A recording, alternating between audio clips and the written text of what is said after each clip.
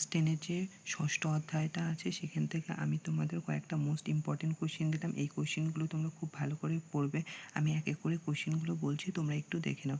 1 number, নিখিল Bharat trade union Congress কী উদ্দেশ্যে প্রতিষ্ঠিত হয়েছিল? 2 number, workers and present party কেন প্রতিষ্ঠিত হয়েছিল? 3 নাম্বার, একা আন্দোলন শুরু হয় কেন? 4 নাম্বার, বারদৌলি সত্যাগ্রহ আন্দোলন শুরু হয় কেন?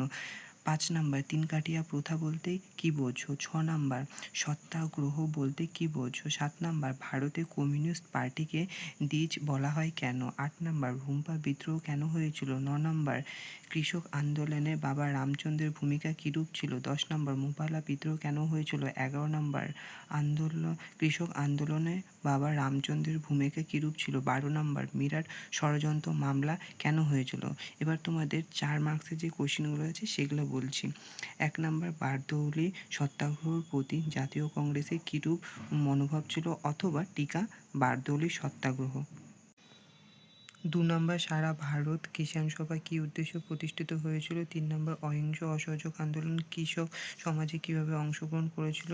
4 নাম্বার, টিকা মিরাট ষড়যন্ত্র মামলা। 5 নাম্বার, বঙ্গভঙ্গ বিরোধী আন্দোলনে শ্রমিক শ্রেণীর ভূমিকা কী ছিল?